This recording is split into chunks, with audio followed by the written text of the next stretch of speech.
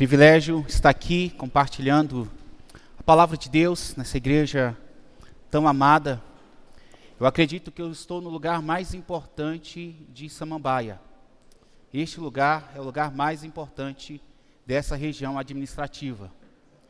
Se não existisse essa igreja aqui, ai da cidade de Samambaia.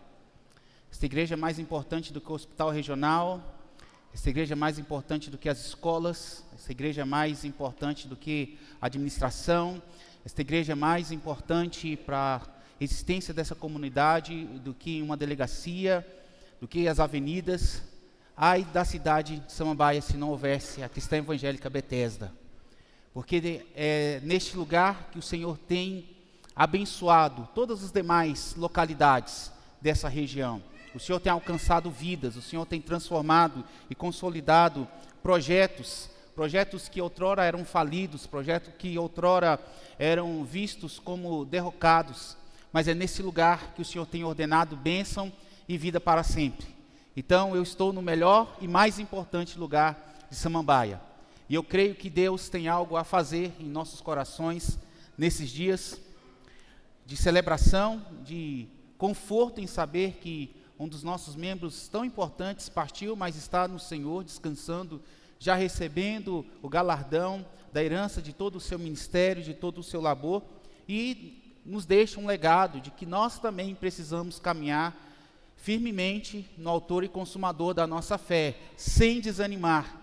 Muitas vezes eu vejo jovens no início da caminhada com Cristo já tão cansados, tão desanimados, e quando nós vemos um exemplo como o da irmã Noca, para que o nosso coração seja refrigerado no poder que vem do alto. Meus irmãos, se temos vida, precisamos utilizar a nossa vida para a glória de Deus. Amém? Nós não podemos ficar parados esperando que alguma coisa extraordinária aconteça ao nosso redor, que a nossa vida se conserte para que depois nos disponhamos a fazer a obra de Deus. Então, nesse tempo que se chama hoje, o Senhor convoca essa igreja, convoca o meu coração ao serviço, à adoração e ao anúncio do Evangelho de Jesus. Então, nesse tempo onde vamos refletir sobre o crescimento e consolidar essa consolidação para a glória de Deus, eu pensei em 3 momentos distintos, numa perspectiva de estarmos num primeiro momento em Cristo, no segundo momento com Cristo e em terceiro momento por Cristo. Essas preposições vão fazer um sentido assim que caminharmos e desenvolvermos as mensagens que Deus colocou em nosso coração, como numa jornada de peregrinos. Se uma igreja deseja consolidar a obra que o Senhor tem para ela, ela precisa estar em Cristo. Se uma igreja, se um ministério, se um grupo de homens e mulheres se reúne e deseja se fortalecer na fé, precisa estar com Cristo. E se uma igreja deseja avançar, destruindo as obras de Satanás, ela precisa fazer isso por Cristo. Então eu queria que a igreja repetisse comigo: nós estamos em Cristo, nós estamos com Cristo e nós estamos por Cristo. Amém? Então abra sua Bíblia em Marcos capítulo 5.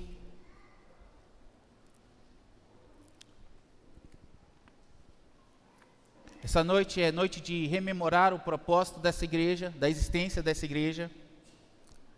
E que bom que você está aqui. Nós podemos cair em um erro muito grande, que é perdermos a nossa identidade, perdermos o nosso propósito. Mas é interessante perceber que desde o início desse culto, a ênfase que tem sido dada aqui é a pessoa e a obra de Jesus. Porque Jesus é Senhor, soberano, não só dos nossos corações, não somente dessa igreja, mas de tudo que está à nossa volta. Todo o universo responde à santidade e à realeza de Cristo. E através dessa mensagem, desse texto, nós veremos como o Senhor pode alcançar e transformar uma vida, e como ainda é o desejo do Senhor consolidar uma obra na cidade de Samambaia e em torno, através da Igreja Cristã Evangélica Bethesda, porque há muitas vidas que ainda não estão em Cristo, e por isso precisam ser alcançadas. E com certeza, você conhece um amigo, você tem um familiar, você tem um colega de trabalho, do qual você olha e pensa, que pena que ele ainda não está em Cristo.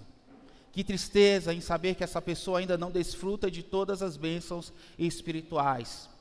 Que lamento saber que esta pessoa tem um casamento tão bagunçado, e se ele estivesse em Cristo, ele viveria algo novo, algo extraordinário. Então Deus quer rememorar a nossa memória, trazer a memória, refrescar a nossa memória com a esperança de que o Senhor Jesus ainda opera, o Senhor Jesus ainda salva, o Senhor Jesus ainda cura, o Senhor Jesus ainda liberta. Evangelho de Marcos, capítulo 5, a partir do verso 1 diz: Entrementes chegaram à outra margem do mar, a terra dos Gerazenos. Ao desembarcar, logo veio dos sepulcros ao seu encontro um homem possesso de espírito imundo, o qual vivia nos sepulcros, e nem mesmo com cadeias alguém podia prendê-lo. Porque, tendo sido muitas vezes preso com grilhões e cadeias, as cadeias foram quebradas por ele, e os grilhões despedaçados, e ninguém podia subjugá-lo. Andava sempre, de noite e de dia, clamando por entre os sepulcros e pelos montes, ferindo-se com pedras. Quando de longe viu Jesus, correu e o adorou, exclamando com alta voz: Que tenho eu contigo, Jesus, Filho do Deus Altíssimo? Conjuro-te por Deus que não me atormentes. Porque Jesus lhe dissera: Espírito imundo, sai desse homem. E perguntou-lhe: Qual é o teu nome? Respondeu ele: Legião é o meu nome, porque somos muitos. E rogou-lhe encarecidamente que os não mandasse para fora do país. Ora, pastava ali pelo monte uma grande manada de porcos. E os espíritos imundos rogaram a Jesus, dizendo: Manda-nos para os porcos, para que entremos neles. Jesus o permitiu. Então, saindo os espíritos imundos, entraram nos porcos, e a manada, que era cerca de 2.000, precipitou-se despenhadeiro abaixo para dentro do mar, onde se afogaram. Os porqueiros fugiram e o anunciaram na cidade e pelos campos. Então saiu o povo para ver o que sucedera. Indo ter com Jesus, viram o endemoniado, o que tivera legião, assentado, vestido, em perfeito juízo, e temeram. Os que haviam presenciado os fatos contaram-lhes o que acontecera ao endemoniado e acerca dos porcos, e entraram a rogar-lhe que se retirasse da terra deles. Ao entrar Jesus no barco, suplicava-lhe o que fora endemoniado, que o deixasse estar com ele. Jesus, porém, não lhe permitiu, mas ordenou-lhe: Vai para a tua casa, para os teus, anuncia-lhes tudo o que o Senhor te fez, e como teve compaixão de ti. Então ele foi e começou a proclamar em Decápolis tudo o que Jesus lhe fizera, e todos se admiravam. Amém? Que o Senhor nos abençoe com a porção da sua palavra, seja apenas um instrumento para ministrar o recado de Deus aos nossos corações. Meus amados irmãos, quando eu me deparo com as narrativas dos evangelhos, do grande poder de Deus, em especial de como Cristo é apresentado no Evangelho de Marcos, eu vejo o Cristo como o Filho do homem, que tem um propósito de salvar, de libertar e de restaurar, que não há história que seja totalmente fracassada, que não há história que precise ser abandonada, porque Deus, por meio do seu amado Filho Jesus, é o Deus dos recomeços. Então, em Cristo, a primeira afirmação que eu gostaria de fazer aqui, pode passar o slide aí, por gentileza. Eu sou salvo, em Cristo eu sou liberto, e em Cristo eu sou restaurado. Você precisa ter essa declaração gravada no seu coração, gravada na sua alma, porque Deus quer usar a sua vida para ministrar essa palavra a corações dos quais você conhece. Algumas cadeiras vazias aqui, e com certeza é de gente que precisa ser alcançada pelo Evangelho do Senhor. Eu sei que essa comunidade tem crescido, mas ainda há muita gente em Samambaia que precisa ouvir o recado do Senhor. Então é nessa perspectiva que nós refletiremos sobre qual é o propósito de Jesus, e recordando o propósito de Jesus, nós encontraremos o propósito, a natureza, a essência da igreja, de uma igreja que deseja se consolidar e crescer para a glória de Deus. Então pode passar, por gentileza. qual é o propósito de Jesus. Nesse texto fica muito claro aquilo que Jesus estava propondo a fazer, que era libertar do cativeiro, da opressão de Satanás. E no Evangelho, na primeira carta de João, no capítulo 3, verso 8, nós temos uma afirmação que declara que para isto se manifestou o Filho de Deus, para destruir as obras do diabo. Esta igreja, refletindo a glória de Deus, refletindo a imagem de Jesus, também foi plantada como um exército do Senhor, como uma árvore, como um projeto, como uma instituição, como um corpo, como uma família, para que seja instrumento de Deus para também destruir as obras do diabo. Toda autoridade me foi dada no céu e na terra. O Senhor Jesus declara isso em Mateus capítulo 28, a partir dos versos 18 a 20. Então ele declara: ide, portanto, fazei discípulos de todas as nações, ensinando-os a guardar todas as coisas que os tenho ordenado. Ele fala sobre o batismo, sobre a pregação do Evangelho. Mas como podemos pregar o Evangelho? É por meio do poder do Espírito Santo que habita em nós, porque quando pregamos o Evangelho, há um processo de libertação de almas, há um processo de libertação dos cativos. E como esta igreja, que já tem no seu DNA a essência de ser um lugar de misericórdia, de um lugar de socorro, de um lugar de restauração, nós não podemos perder esta perspectiva de uma igreja que está atenta como um grande exército para destruir as obras do diabo. No Evangelho de Marcos, uma marca identitária de Cristo é ser chamado de o Filho do Homem. E nós vemos várias passagens esse Cristo se manifestando como o Filho do Homem, como uma grande figura de autoridade, onde ele revela que está na terra com um propósito claro. Ele vai declarar que o Filho do Homem não veio para ser servido, mas para servir e dar a sua vida em resgate de muitos. Então, nessa perspectiva do Filho do Homem, que encarna, que habita entre nós, ele tem uma missão de alcançar aqueles que precisam ser alcançados, resgatados pela misericórdia do Senhor. É onde nos deparamos nessa viagem que Jesus faz à outra margem do mar. Ele estava compartilhando a mensagem do reino, ele passa por uma grande tempestade, ele revela o seu poder aos discípulos. No capítulo 4, ele apresenta o seu poder sobre a natureza, e agora no capítulo 5 de Marcos, que é o texto que nós lemos, ele apresenta o seu poder sobre as forças espirituais. E eu gostaria de destacar nesse texto 3 grandes verdades que ele nos mostra. A primeira delas, que há uma ação maligna contra a criação de Deus. A segunda, a palavra de Cristo é poderosa para libertar do cativeiro. E a terceira, os libertos vivem em novidade de vida como testemunhos vivos do poder de Deus. Primeiro ponto, há uma ação maligna contra a criação de Deus. Os versos 2 a 5 nos mostram um relato de um homem que estava vivendo talvez o maior exemplo de opressão maligna. Não fique com medo, né? Não fique assustado, porque maior o que está em nós do que aquele que está no mundo.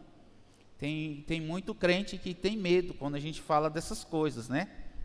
Me recordo, não sei se a Arlete estava nessa vigília lá em Ceilândia. Nós éramos jovens, a gente estava orando lá e houve uma manifestação diabólica, né? E um dos jovens, ele se lembrou que a palavra de Deus é escudo. E o que ele fez com medo? Ele pegou várias Bíblias e colocou assim, fez um grande círculo e ele ficou deitado com a mão assim, para que o mal não o atingisse. Você não precisa fazer isso. Não precisa ficar preocupado. A Arlete acho que lembra até do nome do santo, né? Eu não posso falar aqui para não ser processado depois. Mas enfim, nós somos protegidos pelo Senhor. Não se preocupe com a ação maligna. É o maligno que tem que se preocupar com a nossa atuação, porque nós temos o poder de Deus que opera em nossas vidas. Então, meus irmãos, nós vemos aqui uma vida que está sob o cativeiro de Satanás. Esse homem estava separado da sua família. Esse homem estava separado da civilidade, ele vivia nos sepulcros. Você consegue imaginar aqui, imagine alguém vivendo no cemitério de Taguatinga, no Campo da Esperança, que de esperança não tem coisa alguma, não há beleza naquele lugar, não há alegria naquele lugar. Então imagine só uma pessoa que está separada da sua família, pela sua condição emocional, pela sua condição espiritual, pela sua condição física. Esse homem também estava separado de qualquer vestígio de dignidade humana, com certeza ferido, com certeza machucado, com certeza comendo qualquer coisa que encontrasse pelo caminho, mais animal do que gente. E é aqui que eu vejo o quanto Satanás ama macular a glória de Deus nas coisas que foram criadas. Os grandes movimentos ideológicos da nossa geração, você pode fazer uma pesquisa rápida da sua mente, ele visa destruir a glória de Deus na vida dos seres humanos. As pessoas em crise de identidade quanto ao gênero, homens que refletem não mais a glória de Deus, mas uma glória caída, manchada, pecaminosa, imoral. Nós vemos a destruição dos relacionamentos, a marca da opressão espiritual. Nós vemos na nossa própria geração, pessoas que não conseguem desfrutarem de bons relacionamentos. Nós vemos no meio da nossa geração um grupo de homens e mulheres que estão separados de qualquer contato social por causa da violência que impera sobre seus corações, porque estão debaixo do cativeiro de Satanás. Da mesma forma que esse homem, que esse jovem estava, separado da sua família, separado dos seus amigos, vivendo uma espécie de uma história de terror, uma história de ficção, onde, desprovido da sua capacidade de fazer escolhas, ele era conduzido por forças espirituais do mal para revelar ao mundo quão feio e horroroso é a obra de Satanás na vida das pessoas. Esse homem era um reflexo de um mundo caído. Mas talvez você fale, pastor, mas a gente não vê mais tantos casos de possessão demoníaca, a gente não vê mais isso. Mas não é apenas assim, de forma tão explícita, que Satanás tem operado na vida das pessoas. Nós vemos a ação de Satanás hoje oprimindo lares. Quantas pessoas não conseguem chegar em casa e terem 5 minutos de paz? Quantas pessoas sequer desejam voltar para suas próprias casas? Quantas pessoas não conseguem mais se comunicar de maneira objetiva com seus cônjuges? E não pensam que há um fator espiritual em andamento. Até nas coisas mais simples, mais ordinárias, conseguem encontrar motivos para brigarem, para discutirem, para se agredirem, verbal, moralmente e até fisicamente. Então estão debaixo da opressão maligna. Quantas pessoas que nós conhecemos, que tinham uma boa caminhada, tinham um bom emprego, tinham um bom salário, e foram surpreendidas em um processo de autodestruição, estão sobrecarregadas, com as suas mentes sobrecarregadas com os vícios, com drogas. Outros que perderam toda a vontade de viver, estão vivendo debaixo de grande tristeza e de angústias profundas. Isso é um cenário de um mundo caído, de um mundo que jaz no maligno. Então, esta ação maligna que se levanta contra a beleza da criação de Deus, deve ser um dos focos da igreja combater. Nós temos um inimigo. A palavra de Deus nos fala que a nossa luta não é contra carne ou sangue, mas contra principados e potestades, contra as forças espirituais do mal, contra aqueles que dominam este mundo tenebroso, que operam de uma forma velada. Então, a grande estratégia de Satanás é fazer com que nós olhemos para as pessoas que estão nesse mundo caído e nós as consideremos inimigas. Se elas não pensam da mesma forma que nós pensamos, elas são nossas inimigas. Nós não queremos ter um diálogo com elas, nós não queremos conversar com elas, nós não queremos nos relacionar com elas. E dessa forma, nós impedimos essas pessoas de conhecerem a verdade que liberta. E é nesse contexto de opressão, de um mundo em total sofrimento, que Deus quer levantar vidas, que Deus constitui uma igreja para promover libertação aos cativos. E é nesse contexto de tremenda ação maligna que Jesus entra na história desse homem, que é o segundo ponto que eu destaco aqui, que a palavra de Cristo é poderosa para libertar de qualquer cativeiro. Vejam que este homem que nunca tinha visto Jesus, que ninguém conseguia dominá-lo, um homem coberto de força sobre-humana, ele se apresenta a Jesus, gritando em alta voz, verso 7, ele se prostra, ele adora e declara sobre a identidade do Filho do Homem, Filho do Deus Altíssimo. Um louco não teria essa concepção. Um esquizofrênico não teria essa concepção. Mas um ser espiritual reconheceu a divindade, a glória que estava diante dele.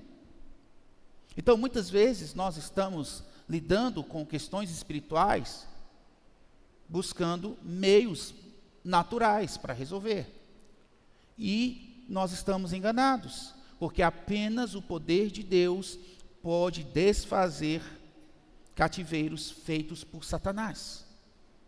Vejam que toda a estratégia humana não foi capaz de promover libertação à vida deste homem, desse pobre rapaz.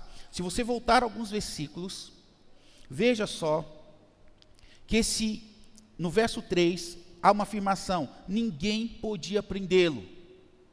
Ou seja, qualquer iniciativa humana era incapaz de conter esse homem.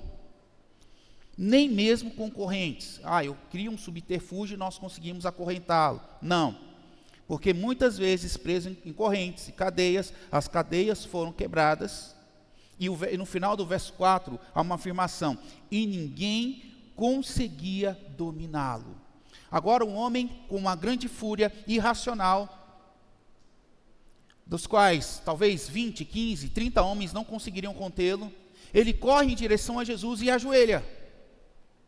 Veja que parece que há um resgate de uma possível sobriedade. Esse homem se apresenta diante de Jesus, é claro, ainda dominado pelas forças das trevas, mas porque é o momento onde Deus vai trabalhar a libertação daquela alma que estava aflita, angustiada, sofrida. Porque em algum momento, certamente, todas as pessoas já haviam desistido dele. Nós não temos relato da família desse cidadão. Onde estavam seus pais?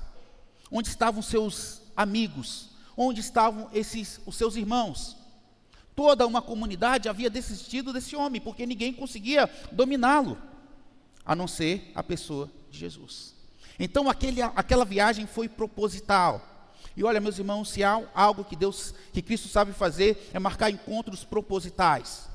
Talvez você veio aqui sem saber muito bem o que estava para acontecer, apenas para celebrar mais um ano de existência.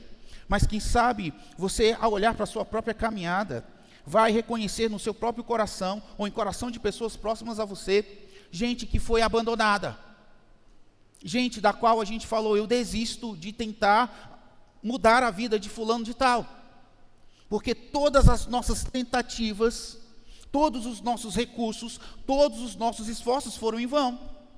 Ninguém consegue dominá-lo, ninguém consegue mudar, ninguém consegue dar sobriedade. Conhece alguém assim? Que causa transtorno e dor à família? Que causa dor ao coração do pai? Que causa aflição ao coração de um cônjuge? Eu conheço pessoas assim. E sei que toda tratativa humana não foi capaz de resolver o problema delas. Por isso, então, você veio aqui com um propósito. Porque Deus quer restaurar a esperança no seu coração. Há familiares que serão transformados não pelos seus esforços, mas pelo poder que há no nome de Jesus. Cadeias serão quebradas. Mentes serão restauradas. Porque quando Jesus se manifesta, até o diabo se ajoelha na presença do Senhor.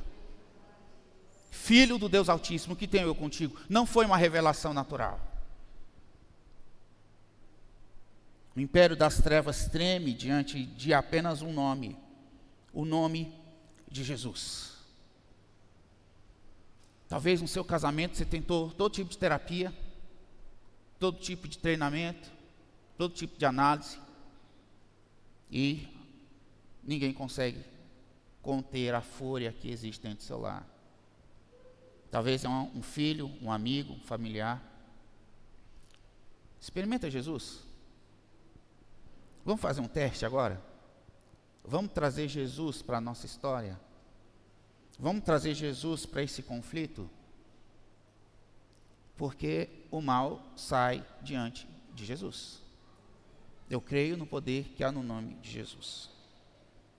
Eu creio no poder que há no nome de Jesus, porque Jesus alcançou a minha vida. Jesus alcançou a minha história. A Igreja Cristã Evangélica de Ceilândia foi uma bênção para a minha vida, para a minha família.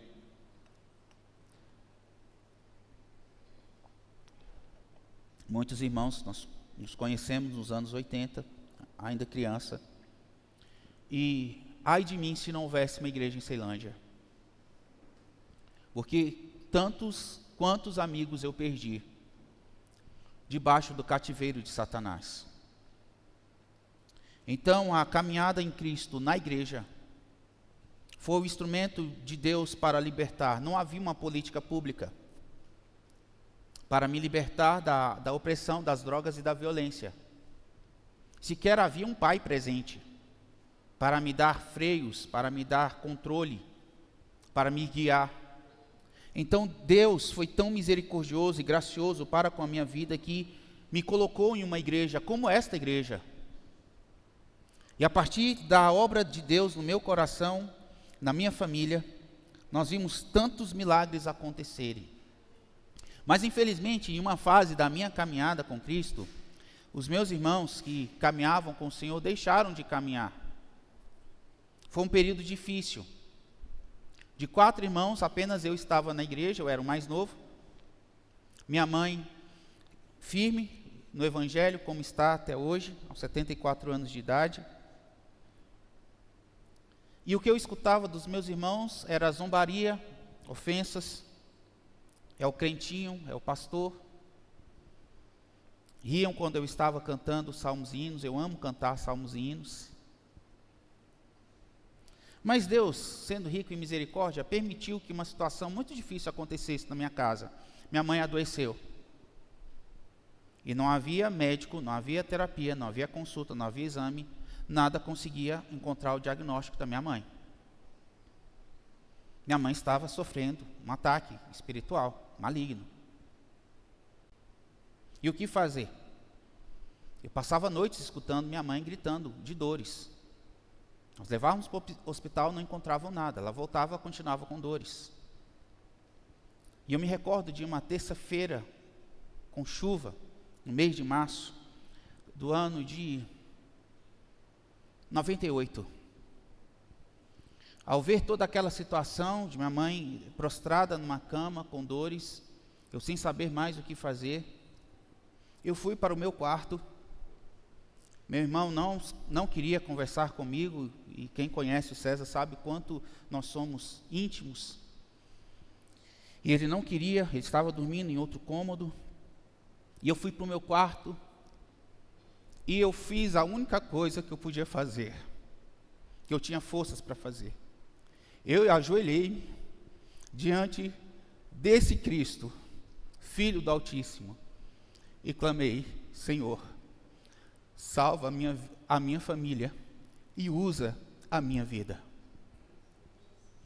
Foi a única coisa que eu me recordo desta oração, mas naquela oração eu senti algo sobrenatural, o poder de Deus revestindo a minha vida com autoridade, com força, com unção, com coragem. E eu me levantei daquele quarto, num ímpeto do qual eu jamais tinha na minha família, e chamei as minhas irmãs e falei: essa noite é noite de concerto, porque Deus permitiu que Satanás tocasse no nosso bem mais precioso, naquela que não desistiu de nós, para que a nossa família se voltasse para Cristo. E hoje vocês precisam se reconciliar com o Senhor Jesus. Arrependam-se, dobrem os seus joelhos, aceitem a Cristo como o Senhor e Salvador das suas vidas. Silvia, você aceita Jesus? Minha irmã mais velha, sim, eu aceito. Tati, você aceita Jesus? Eu me reconcilio com Cristo. A minha sobrinha Camila, cerca de 9 anos, eu aceito também Jesus. Falei, comecem a orar, pedir perdão por seus pecados. Eu fui até o quarto onde meu irmão estava. E falei, ele estava com a cabeça coberta, ele não queria sair, porque ele estava ouvindo os gritos, a dor da minha mãe. E eu fui até ele, eu arranquei a coberta do seu rosto e falei, você sabe por que eu estou aqui? Você sabe por que eu estou aqui? E ele balançou, assinando, eu sei, porque Deus está te chamando de volta, César, para a presença dele. E naquela noite, a minha casa se reconciliou com o Senhor. Nós nos reunimos em oração e começamos a orar e a confessar pecados e nos arrepender. E naquela noite o Senhor fez algo extraordinário. Nós oramos pela vida da nossa mãe. E os dias que se sucederam foram dias de restauração. Minha mãe tem 74 anos, tem mais saúde do que eu, meus irmãos. Tem mais fé do que eu. É mais crente do que eu. Vai ter mais galardão do que eu. Porque o preço que ela pagou por nós, o preço que ela paga em servir a Jesus é um preço alto. Mas meu coração é tão pequeno, a gente é tão incrédulo, né? Depois daquela energia tão maravilhosa do poder de Deus lá em casa, a gente foi dormir por cerca, acho que era 2, quase 3 horas da manhã.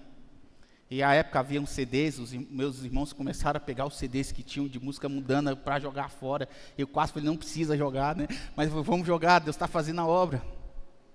Eu fui deitar, mas eu acordei pela manhã. Silvia acho que não iria trabalhar, ou não estava trabalhando, a Silvia é mais velha. E era uma pessoa difícil, complexa, dura. E eu fiquei incrédulo quanto à conversão da minha irmã, meus irmãos. Eu vou confessar meu pecado aqui. Eu falei, vai ver que ela aceitou Jesus ali pela emoção, né? Aí eu não queria sair do quarto para me deparar com a realidade. Se eu sair e minha irmã tiver a mesma Silvia de antes. Aí eu fiquei relutando, mas uma hora eu tinha que sair do quarto. Quando eu saí, meus irmãos, do quarto, e me dirijo à sala, eu encontro a Silvia sentada com a Bíblia aberta. E a primeira coisa que eu escuto dela é, Marco, Deus é tão bom. Porque eu passei tanto tempo longe dele.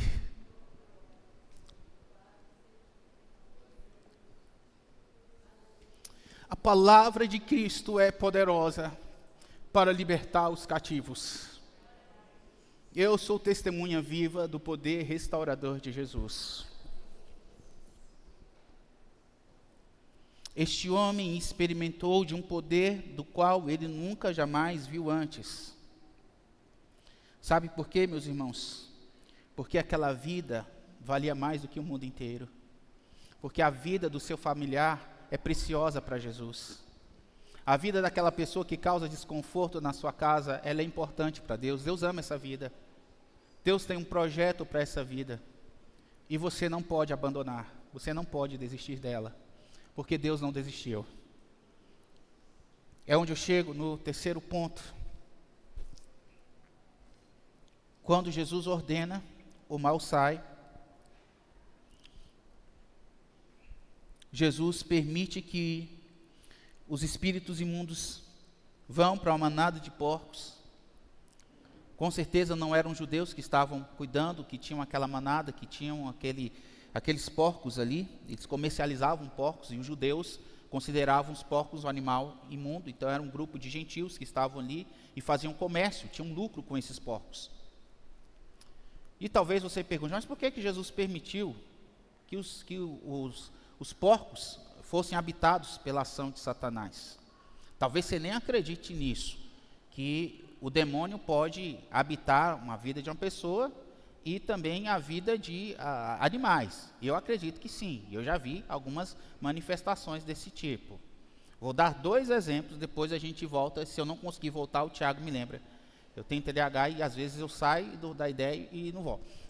Eu estava em 98, depois que isso aconteceu em minha casa, foi tão incrível que A namorada do meu irmão se converteu, meu primo que andava na balada com ele se converteu, a namorada do meu primo se converteu. Foi uma conversão assim na baseada, assim, tipo promoção de final do ano da Feira dos Goianos. Foi muita gente convertendo.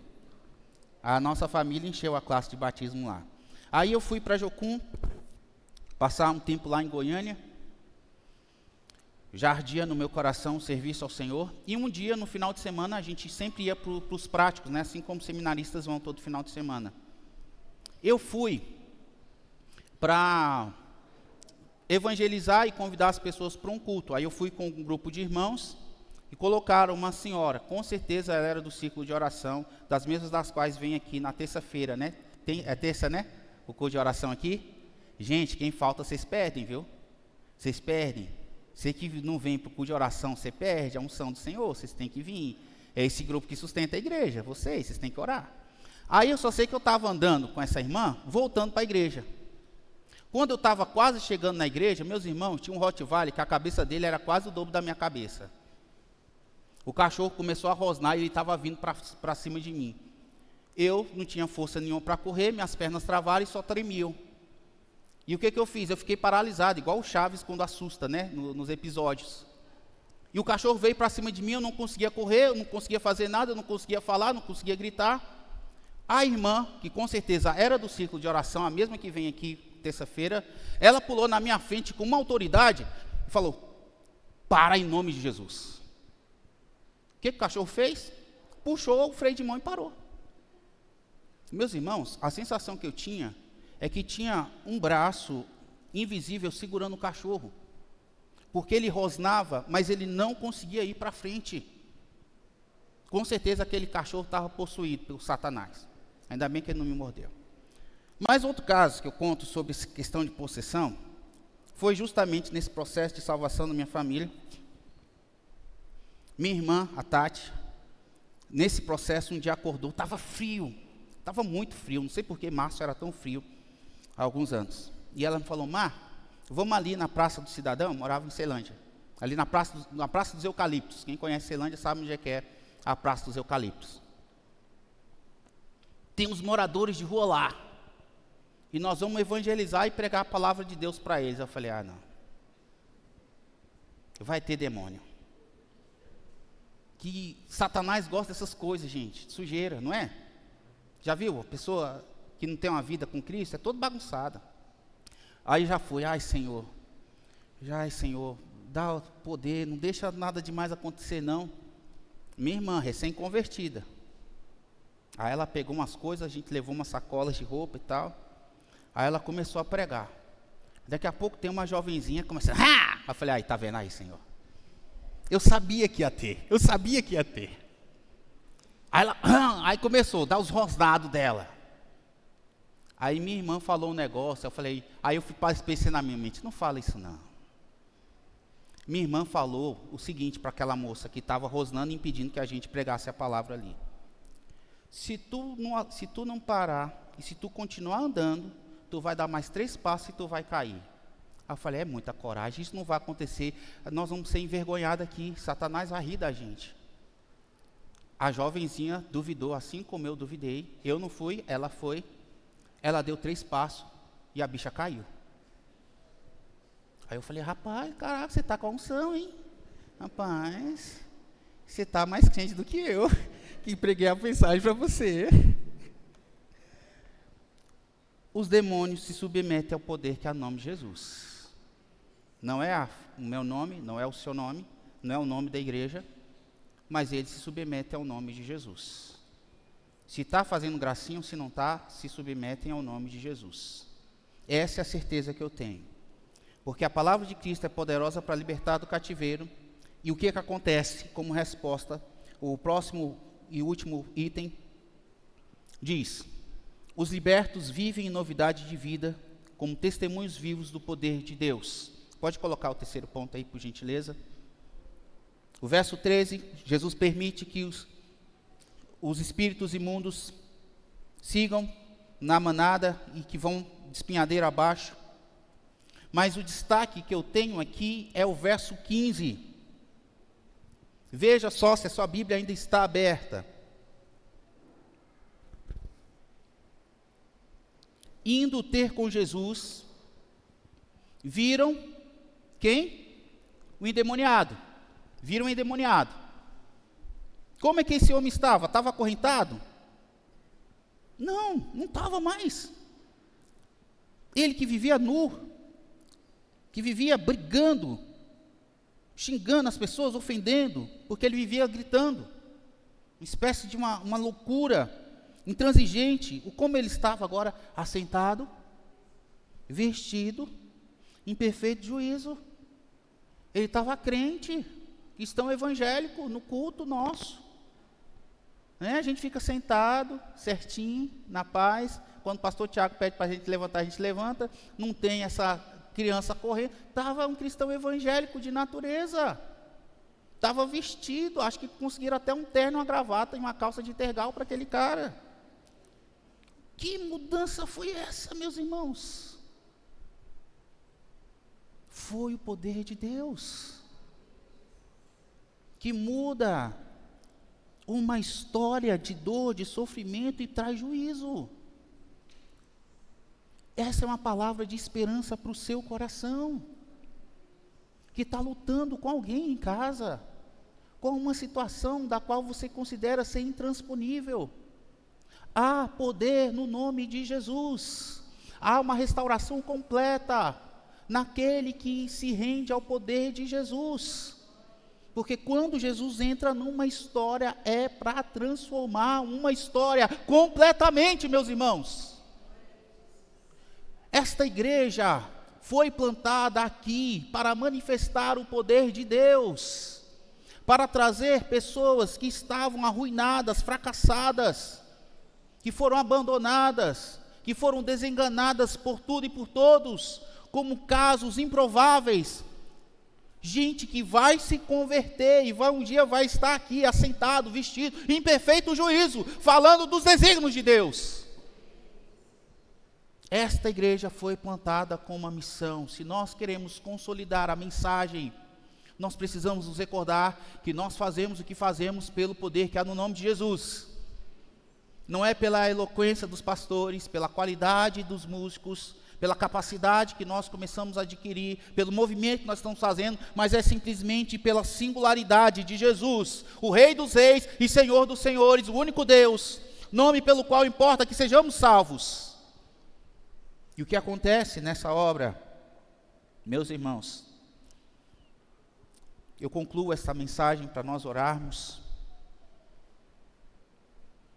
Esse homem, que valia mais do que uma manada de 2.000 porcos, esse homem que tinha sido preterido por todos, pela sua condição imoral, irracional, esse homem, por ter sido amado pelo Senhor, ele pôde viver um propósito do Senhor. Ele pôde viver de uma forma diferente, de uma forma nova, de uma forma brilhante. Então, eu quero finalizar essa mensagem com esta frase: por ser amado, por estar em Cristo, ele pode revelar ao mundo o amor transformador do Evangelho. Esse homem que causou espanto às pessoas, e isso acontece, viu? As pessoas vão se espantar com a transformação dos seus familiares em nome de Jesus. Se ele não é aquele cara que vivia dando problema, ele está na igreja, voltou ao trabalho. O que aconteceu? Foi o poder de Jesus. Esse casamento que estava na falência, que vocês falaram que não dava mais, vocês estão juntos. Viajando, marcando viagem para Paris, parecida de Goiânia, mas é Paris. Estão vivendo juntos. Foi Jesus que entrou e mostrou que nós somos amados. Destruiu a ação de Satanás, que trazia uma confusão, parecia uma torre de Babel a nossa casa. Não, agora é Pentecoste. Tem até fogo, línguas estranhas saem ali, mas é o poder de Deus aquecendo a gente. O Senhor muda, porque o amor dele é manifesto na nossa vida de tal maneira que as pessoas ficam admiradas com a transformação radical que nos submete. Os últimos versos, esse homem tem um único pedido do qual Jesus não permite. Aquele homem queria seguir Jesus, acompanhar Jesus. mas havia uma grande missão para aquele homem. Alguns teólogos consideram que ele foi o primeiro missionário enviado aos gentios, antes de Paulo. Paulo se considerava, o apóstolo enviado aos gentios. Não, tinha um endemoniado, que foi alcançado. Porque o que Jesus pede para ele? Você antes era cavalo do diabo, agora você é embaixador do reino. Porque é isso que Jesus faz. Você não é mais um burro de carga de Satanás. Agora você é um emissário do Senhor. O verso 19 é maravilhoso. Vai para a sua casa. Para onde? Os seus parentes. E conte-lhes tudo o que o Senhor fez por você e como teve compaixão da sua vida. Sabe por que a família precisava desse presente, meus irmãos? Eu fico pensando numa mãe que chora dia e noite por um filho nas drogas. Ela merece esse prêmio de ver o filho voltar para casa restaurado. Porque eu sei do que é uma mãe que ora, intercede e clama. Eu sei do que é uma esposa que ora, intercede e clama. E nada mais justo, e Deus é um Deus justo. Ele nos manda de volta para que aqueles que testemunharam a nossa dor, o nosso sofrimento, também celebrem a restauração. Eu fico imaginando aquela mulher vendo seu filho voltar para casa. É você mesmo, meu filho. O seu cabelo foi cortado, a sua barba foi feita, as suas unhas estão limpas, você não grita mais, você está em perfeito juízo. Mesmo de longe eu escutava os seus gritos e clamava: se há um Deus acima nos céus, que um dia o meu filho volte. E eu vi esta imagem e hoje os meus olhos contemplam esta vida restaurada. Volta para os seus e conta-lhes tudo o que o Senhor fez por você. A sua família merece esta bênção de Deus. Esse homem poderia ser um grande instrumento lá fora, ele seria um grande instrumento. Mas o Senhor tinha um propósito também a realizar na família desse homem. Naqueles que testemunharam a ação de Satanás. Porque o verso 20 declara: ele começou a proclamar nas 10 cidades em Decápolis tudo o que Jesus lhe tinha feito. E todos se admiravam. Eu quero orar por você essa noite.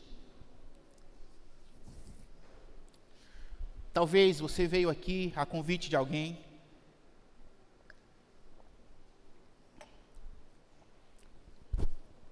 E eu não sei como está a sua condição. Se você tem tentado e as coisas não consertam na sua vida. Quem sabe é um jugo de Satanás. Precisa ser quebrado nessa noite. Você precisa de Jesus. Foi para isso que Jesus veio, para quebrar cadeias. Talvez você tentou tudo e não conseguiu abandonar vícios, abandonar uma vida de desilusão, de tristeza, de sofrimento. Talvez você está carregando amarguras de alma por tanto tempo. Jesus veio para você nessa noite. Ele quer fazer aquilo que os médicos, que a medicina, que as amizades, que tudo que você tentou na sua vida não foi capaz de fazer por você. Jesus está aqui para libertar a sua vida. Mas talvez você fale: pastor Marquinhos, você não conhece a minha história, ela é difícil, talvez até mais difícil do que deste homem. Não há casos impossíveis para Jesus. Jesus está te chamando: vem, filho, eu vou restaurar a sua identidade. Eu quero restaurar a sua história. Você merece viver um novo momento de vida. Não mais dando prejuízo, não mais sendo considerado um estorvo, não mais um caso de derrotas acima de derrotas, fracassos em cima de fracassos. Não mais uma vida de angústias, de falsas alegrias. O Senhor quer falar com você. Foi para isso que Jesus veio. Ele veio para quebrar as ações de Satanás contra a sua vida. Não tema entregar o seu coração para Jesus. Talvez você, mulher, está aqui sozinha e seu esposo ficou. Talvez você até já desistiu dele, porque ele tem dado muito trabalho. Jesus veio para o seu marido complicado se transformar num homem santo do Senhor. que um dia vai estar aqui no grupo de homens aqui, vai estar no pedal aqui, vai estar em um grupo pequeno, quem sabe, eu creio, pela fé, liderando um grupo pequeno aqui, para a glória do Senhor, te chamando para a igreja. Hoje eu não quero ir, meu bem. Ele vai falar, lembra quando você orava por mim? E você vai se animar e levantar os seus pés, a sua cabeça e falar, eu vou para casa, a casa do meu pai, porque eu e minha casa servimos ao Senhor. Jesus veio para você nessa noite, para reanimar o seu coração, para te dar esperança. Jesus veio para você, jovem, que talvez seja o único emissário de Jesus na sua casa. E você olha para as circunstâncias, só tem trevas, só tem desilusão, está tudo bagunçado. Jesus veio para consertar o seu lar e Ele vai usar a sua vida, porque Ele tem poder para isso. Você está no lugar certo, no lugar que é a casa de misericórdia. Essa é a identidade, essa é a natureza desta igreja, meus irmãos. Uma casa de misericórdia, onde as águas balançam e o Senhor traz cura, não apenas para um, mas para vários, para todos aqueles que se achegarem diante do Senhor, serão curados, serão restaurados, serão salvos, porque há poder abundante de Jesus aqui nessa noite. Há poder abundante de Jesus para abençoar aqueles que precisam serem abençoados nessa noite. Se você precisa de algo específico de Jesus, eu convido você a se colocar de pé, nós vamos orar. Deixe Jesus quebrar cadeias no seu lar, deixe Jesus quebrar cadeias no seu coração, na sua caminhada, porque há uma obra em andamento. Jesus te convida a estar nele, em Cristo. É o primeiro ponto, é o primeiro passo dessa jornada de consolidação. Eu profetizo, pastor Giovanni, em nome de Jesus, que essa construção já será pequena para a glória do Senhor. Nós vamos ter prejuízo financeiro, mas será para a glória de Deus, porque uma vida vale mais do que uma manada de porcos, uma vida vale mais do que um milheiro de tijolo. Se necessário for, a gente quebra e aumenta e amplia esta casa de oração, para que mais vidas sejam alcançadas pelo poder que há no nome de Jesus. Foi para isso que Jesus veio.